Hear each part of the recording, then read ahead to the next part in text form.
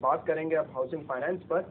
جی پچھلے ایپیسوڈ میں ڈاکٹر صاحب ہم بات کر رہے تھے مشارکہ پر, اور آگے جا کے ہم ڈیمولیشن مشارکہ پر بات کریں گے. تو ہاؤسنگ فائنینس میں یہ چیز جو ہے زیادہ استعمال ہوتی ہے, کیا کانسیپٹ کیا ہے, کس طرح اس کی ٹرانزیکشن ہوتی ہے؟ میں نے ذکر کیا تھا کہ مشارکہ کی سب سے پہلے دو قسمیں ہیں, دو ٹائپس ہیں. ایک شرکت الملک کہلاتی ہے, ایک شرکت العقد. شرکت العقد وہی ہے جو کہ ہم نے جوائنٹ وینچر یا پارٹنرشپ کے ذیل میں ذکر کیا کہ کوئی آدمی کے کوئی پروجیکٹ ہے, کوئی وینچر ہے, اس کے اندر وہ پارٹنرشپ کرنا چاہتا ہے جس میں کوئی تجارتی مقاصد ہوں, تو اس کو شرکت العقد کہتے ہیں. دوسری ہے شرکت الملک جس کے اندر جوائنٹ اونرشپ ہوتی ہے.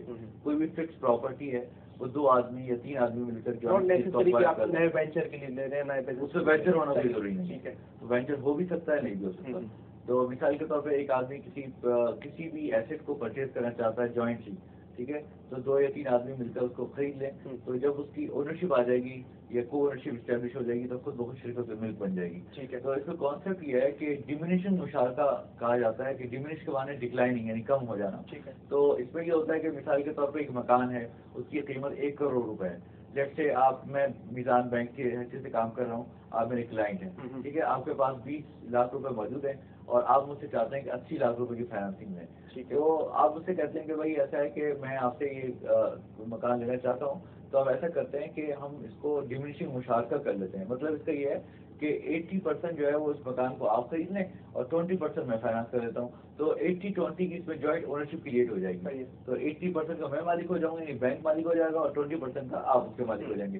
لیکن چونکہ اس مکان میں رہیں گے آپ, استعمال آپ نے کرنا ہے اس کو, ٹھیک ہے, تو آپ میرا جو 80% حصہ ہے یا اس کی ایکویٹی ہے وہ آپ اس کو کرائے پہ لے لیں گے. ہمارے فقہ کی اصطلاح میں اس کو کہتے ہیں اجارت المشاع, یعنی انڈیوائڈیڈ شیئر کو آدمی کرائے پہ لے لے. یہ فقہائے کرام نے اس کو جائز قرار دیا ہے کہ کوئی آدمی کسی کے جس طرح ایک فکس آئیڈینٹیفائڈ پراپرٹی کو کرائے پہ لے سکتا ہے, اس طرح انڈیوائڈیڈ شیئر کو بھی کرائے پہ دیا جا سکتا ہے. تو میں نے 80% of my house has been rented out to you, تو آپ کو میں نے اپنا 80% دے دیا اور اس کے اگینسٹ آپ سے ایک پرٹیکولر آپ سے رینٹل چارج کر رہا ہوں. ٹھیک ہے. دو کام ہو گئے. اس میں سب سے پہلے ہم نے جوائنٹ اونرشپ کریٹ کی, اس کے بعد پھر میں نے 80% آپ کو اپنا کرایہ پہ دے دیا. ٹھیک ہے. تیسرا میں نے ایک ارینجمنٹ یہ کیا کہ بطور بینک میں نے آپ کو فیسیلیٹیٹ کرنے کے لیے, آپ کو مزید سہولت دینے کے لیے میں نے یہ کہا کہ آپ اگر چاہو تو جو میرا جو حصہ ہے, جو میرا 80% ہے, اس کو مثال کے طور پہ 80 یونٹس کے اندر تقسیم کر لیں.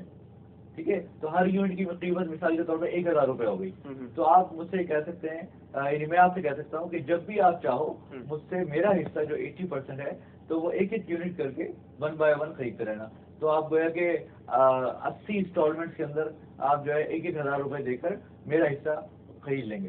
آپ کو فائدہ ہے, اس کو رینٹ کہتے ہیں, جو آپ پیمنٹ کر رہا ہوگا کلائنٹ آپ کا, وہ رینٹ کہلائے گا. نہیں, اس میں جو میں نے آپ کو سب سے پہلے جو جوائنٹ اونرشپ کریٹ ہونے کے بعد جو کرائے پہ دیا, تو وہ اس کے اوپر جو میں آپ سے چارج کروں گا وہ ریٹ ہوگا. لیکن آپ کو یہ جو میں نے ایک آپشن دیا ہے کہ اگر آپ چاہیں تو میرا حصہ فیس ویلیو کے اوپر یا اس کی کاسٹ پرائز کے اوپر ری پرچیز کر لیں یا خرید لیں, تو اس صورت میں اس کو کہتے ہیں کہ آپ یونٹ پرچیز کر رہے ہیں. ٹھیک ہے. ٹھیک ہے. گویا کہ میرے یونٹ یا میری اونرشپ آپ پرچیز کر رہے ہیں, بینک کی اونرشپ آہستہ آہستہ کم ہوتی ہے. اس طرح میرا حصہ آہستہ سے کم ہو جائے گا. اس لیے اس کو ڈیمینشنگ مشارکہ کہتے ہیں. ٹھیک ہے. کہ اس میں جو ہے وہ ڈکریزنگ پارٹنرشپ بھی کہتے ہیں. اور اس میں بھی جو ہے جو رینٹ ہوگا یا جو ایکسٹرا اوپر پرنسپل اماؤنٹ کے اوپر دیا جائے گا وہ بھی پری ڈیٹرمنٹ ڈیسائیڈ ہو جاتا ہے. جی, اس میں یہ ہوگا کہ جو میں نے 80% آپ کو دیا ہے, تو اس میں یہی ہوگا کہ ہم جب 80% آپ کو اس کا کرایہ چارج کریں گے, درخت یہ دیکھیں گے کہ 80% جو ہماری کاسٹ آئی ہے مثال کے طور پر 80 لاکھ روپے. ٹھیک ہے. 80 لاکھ روپے کاسٹ آئی ہے, تو 80 لاکھ روپے اگر بالفرض کوئی سودی بینک کسی کو سودی طور پر 80 لاکھ روپے دیتا تو کتنا وہ انٹرسٹ چارج کرتا, تو جو جتنا وہ انٹرسٹ چارج کرتا اتنا وہ اس سے کرایہ چارج کرے گا, کیونکہ اس نے کرایہ بھی دیا. اور یہ ایک جائز شکل ہے کہ آپ, شریعت یہ کہتی ہے کہ آپ پیسے کو, جیسے میں نے پہلے بھی ربا کے اندر بتایا تھا کہ پیسے کے اوپر پیسہ نہیں کما سکتے, لیکن آپ اگر کسی چیز کی اونرشپ برقرار رکھتے ہیں, آپ مثال کے طور میں 80% کا مالک ہوں, تو گویا کہ 80% اس کا رسک میں برداشت کر رہا ہوں. اس کو اس کے درقیقت رسک ریوارڈ یا اس کا زمان جس کو عربی میں کہتے ہیں وہ میرے پاس ہے. لہٰذا مجھے حق حاصل ہے کہ میں اس کو آپ کو اگر دے رہا ہوں استعمال کرنے کے لیے, تو میں اس کا آپ سے کرایہ لے سکتا ہوں, کیونکہ میں اس کا مالک ہوں 80% کا, اور لہٰذا اس کا 80%, لیکن استعمال آپ پورا 100% کر رہے ہیں, تو گویا کہ آپ میرا 80% بھی استعمال کر رہے ہیں. لہٰذا اس 80% کا مجھے کرایہ دے دیجیے. اب اس کرایہ کا تعین, اس کی قیمت یا اس کی پرائسنگ کیا ہونی چاہیے, وہ جیسے پہلے بھی عرض کیا گیا کہ وہ باہمی رضامندی سے کوئی بھی طے کی جا سکتی ہے. اس کو 10% بھی کر سکتے ہیں, 15% بھی کر سکتے ہیں, 20% بھی کر سکتے ہیں. تو ہم نے سوچا کہ ہم ایسا کرایہ رکھتے ہیں کہ جو کہ در حقیقت وہ فیسیلیٹیٹ کرے ایسے کلائنٹس کو جو کہ سودی طور پر پہلے لیتے تھے کہ غلطی یا سودی طور پر نہیں لینا چاہتے مکان کو، تو ہم ان کو فیسیلیٹیٹ کرنے کے لیے ہم ایسا کرایہ رکھنا چاہتے ہیں کہ تاکہ وہ سودی بینکنگ کے تھرو انٹرسٹ کے اوپر نہ لیں، بلکہ اتنا کرایہ دیں جتنا بھی کرایہ کہ سودی بینک چارج کرتے ہیں، لہٰذا وہ اتنا کرایہ دے کے ہم سے رینٹل کے اوپر لے لیں، تو اتنا ہی کرایہ دیں گے اور اس پہ اس کو مکان مل جائے گا۔